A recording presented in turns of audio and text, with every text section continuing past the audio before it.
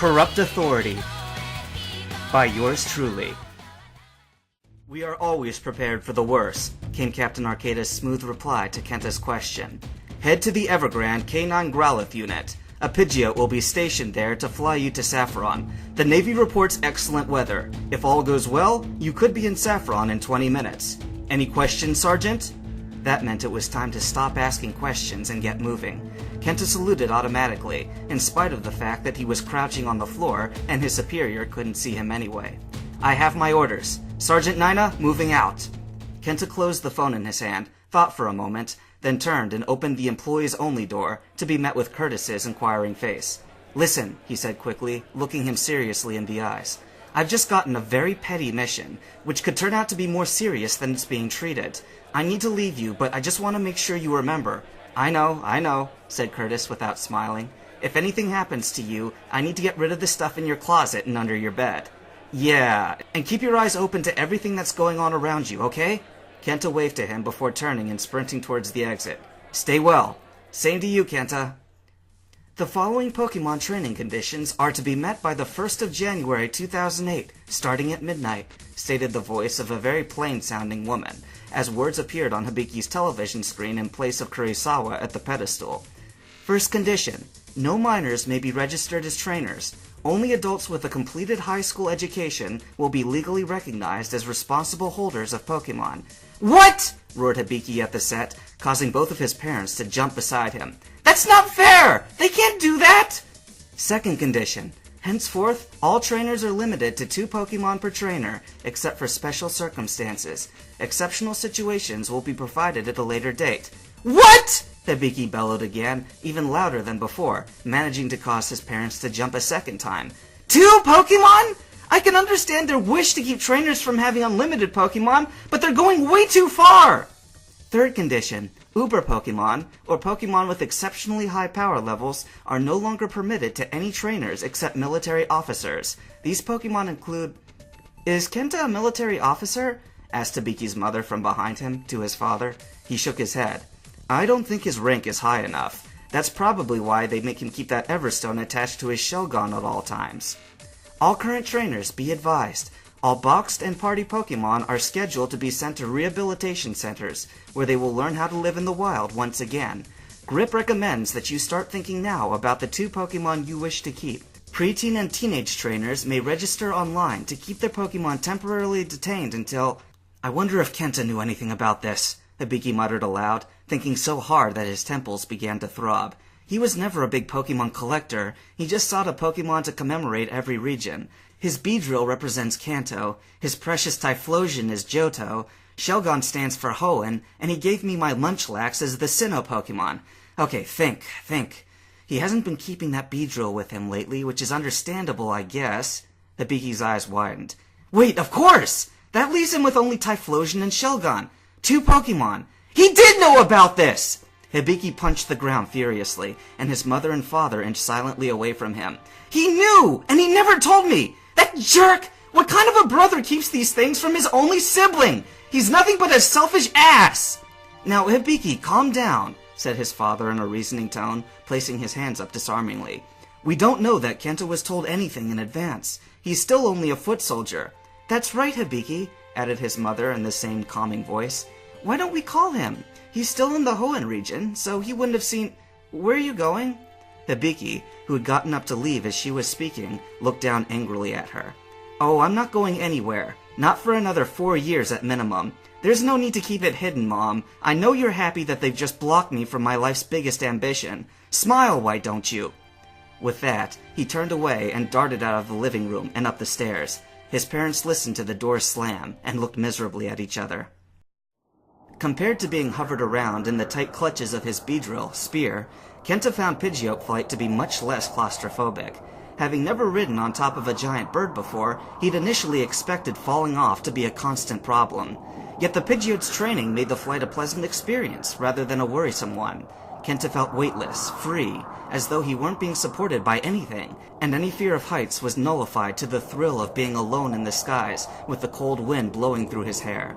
As his mount dropped altitude over the many building roofs of Saffron City, Kenta's enormous feathered transport landed gracefully at the end of a one-way street he recognized, blowing dust everywhere as the wings pumped rapidly to secure a smooth landing.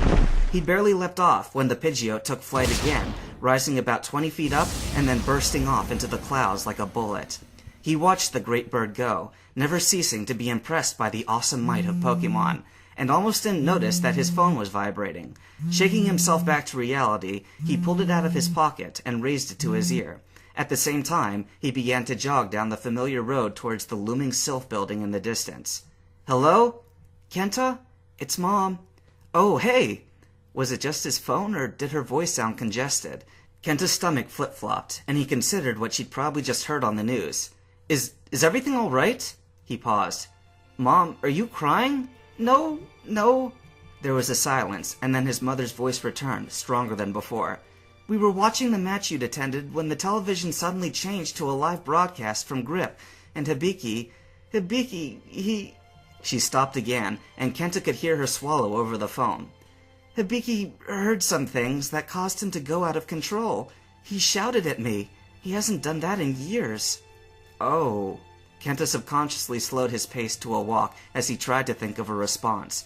He'd known for weeks that this phone call would be coming, yet now that it was here, he had nothing. No advice, no words of comfort, nada. He didn't even know whether or not to feign ignorance of the Japanese government's restrictive policies on Pokemon use. His only wish now was to somehow comfort Hibiki. He desperately wanted to be done with the errand he'd been sent on, so he could rush home to New Barktown and put a consoling arm around his brother's shoulders. Hibiki would never get the chance to experience the life of a Pokemon trainer now.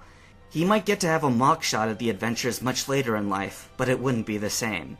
"Kenta," whispered his mother dolefully from the other end of the line. "What should we do? Your father and I aren't nearly as close to Hibiki as you are. Only you can talk to him now. Can you be home soon?" Kenta looked up. He'd reached a crossroad intersection swarming with cars and trucks. Directly on the other side of the road stood the Sylph building itself, its front entrance blocked from view by the constant flow of traffic.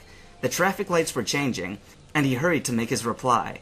"Mom, I've been given a small task by one of my bosses. I'm in Saffron City right now, but this shouldn't take long.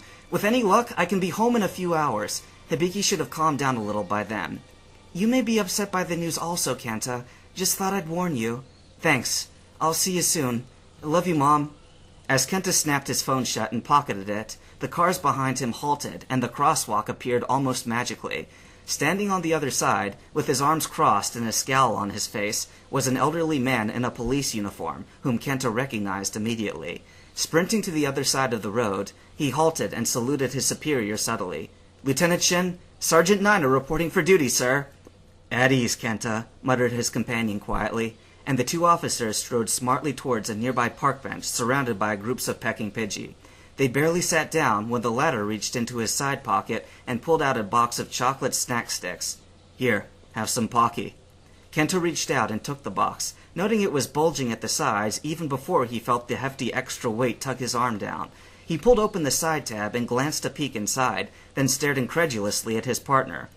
"Shin, what is this? Are either of us supposed to have one of these?" "Yes," said Shin matter-of-factly, not looking Kenta in the eye. Kenta shook his head, smiling in spite of himself. Within the Pocky box was a SWAT lockpick gadget. It was about the size of a large Swiss Army knife, and among the devices was a razor-sharp combat blade, a wire cutter, a lockpick, a lighter, and a laser.